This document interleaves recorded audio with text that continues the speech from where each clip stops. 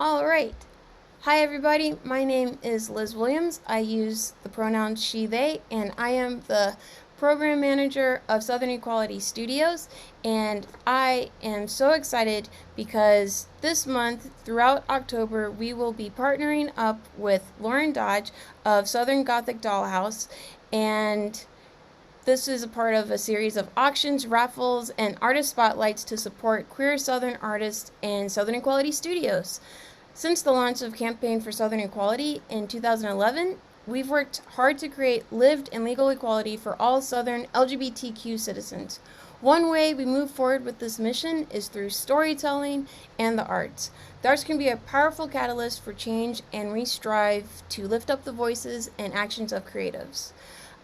Allow me to introduce you to River Hedgepeth, an amazing artist in Greensboro, North Carolina, who is working to create a meaningful impact through storytelling with the Gender Gallery.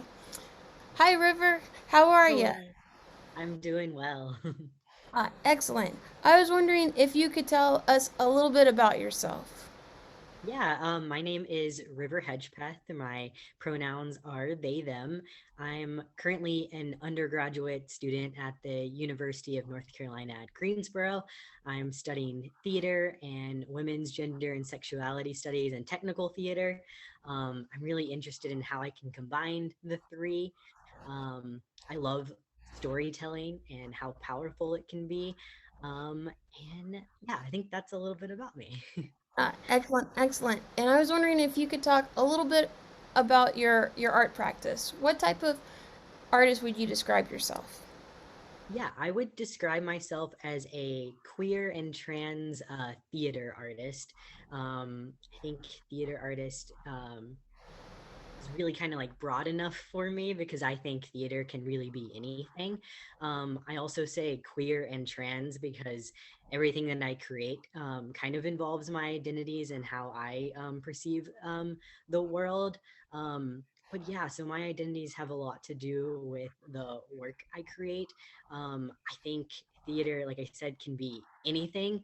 I like to think that theater can be like a tool for like social engagement and like education and like social change. So that's kind of what I see the world of theater in my eyes to be.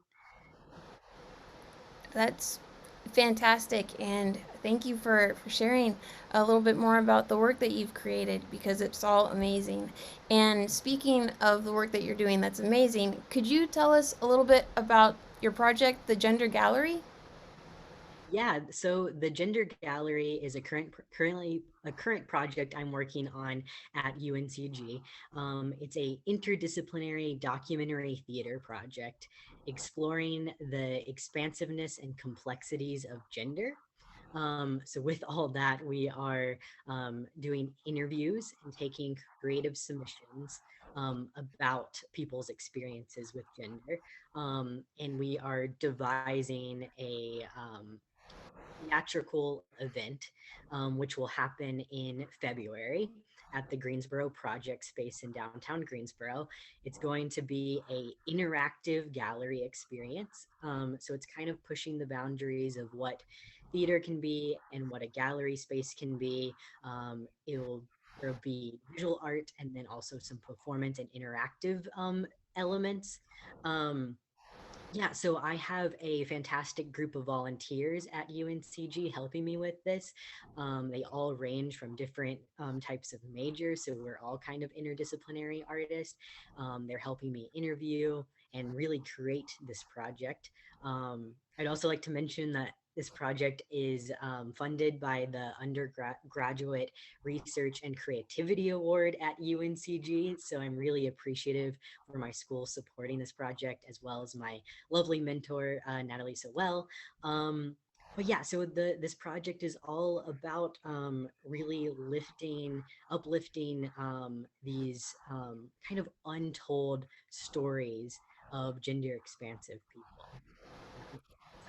That makes sense. Fantastic. And also congratulations on the support from your school with this award. That's really awesome. And this all Yeah, thank I hope that I will be able to make it on down the road in you. Mhm. February to see all Yeah. this hard work that you're doing along with all the collaborators. And Mhm. I was wondering why did you feel the need to get this project started?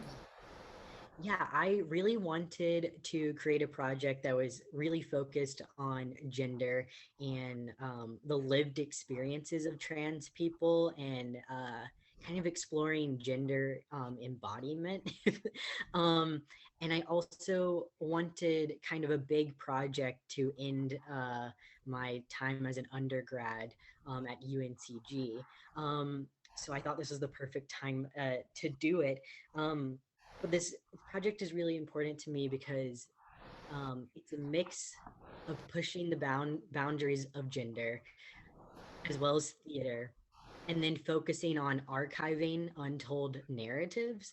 So a big part of this project is a lot of the interviews are going to the UNCG archives, and they'll be there in our school archives forever. And trans stories are really not told or written down in history. So I really wanted to give a platform to just explore these lived experiences of gender expansive people. I wanted to like kind of, I don't know, I wanted to stray away from like coming out stories and stories of violence because that's all we see.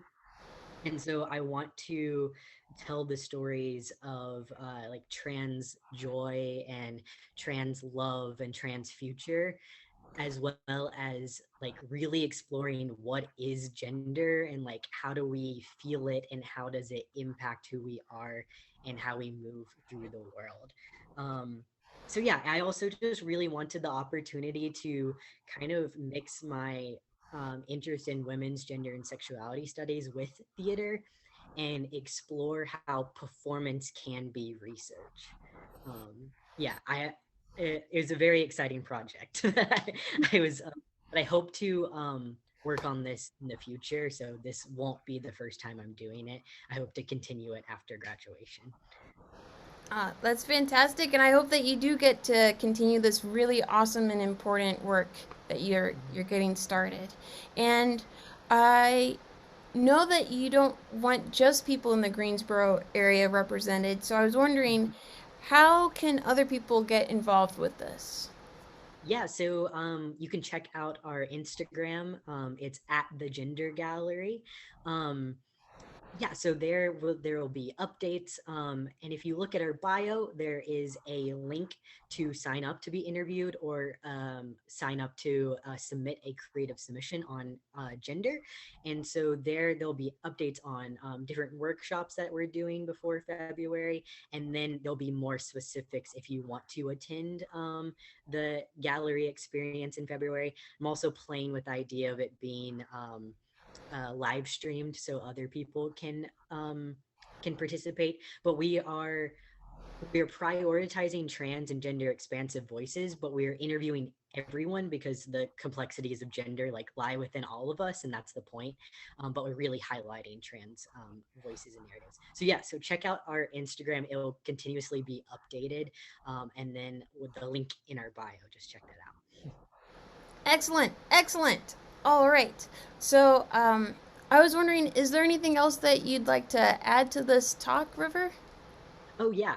So the main question that I'm asking people is how do you describe your gender without using a common identifier? So thinking of gender more abstractly, um, like not using labels like non-binary or man or masculine or anything like that. So like how does your gender feel in that way? So I wanted to ask you, Liz, but before you answer, I'll give mine. And I would love for anyone listening to think about this question as well. So I would describe my gender as wobbly. It's a little all over the place. Um, it's also my gender is my name, River. It's fluid and ever changing. So that's my answer. What about you, Liz? I love that. I love it. I love it. Um, when I think of my gender, for some reason, the idea of iridescent Mm, elements come to mind, and also like I don't know, maybe it's because I've lived in Asheville for a while, but crystals Yeah. and stones. So I think of labradorite in a Mhm. way, as well as amethyst, because not only like purple, I feel as though is not necessarily feminine or masculine, depending on the shade and hue, and also just uh, the traits that are supposed to come with these stones, like healing and hope and creativity. That's what I try to pursue when I'm living at my peak. So Mhm. I think that is how I would describe my gender um, in a very abstract way. But Yeah, I thank love that. So exciting. well, well, thank you so much for talking with me, River. I greatly appreciate it. And like River said, if you want to get involved with the Gender Gallery, check out at the Gender Gallery on Instagram, and we will also have the link to the form and the Instagram page in our bio for Southern Equality Studios. And also, if you are interested in getting involved with the auction and raffle that I mentioned previously, you can go and check out our website. Our Southern Equality Studios Instagram page for more information in regards to submitting or checking out this amazing raffle that Lauren Dodge is doing with this little miniature alligator tub. But anyway, I don't want to go too far down the rabbit hole. Once again, thank you so much, River. You're amazing, and I really look forward to seeing how everything starts to come into focus for this really exciting project. Awesome. Thank you so much. Thank you.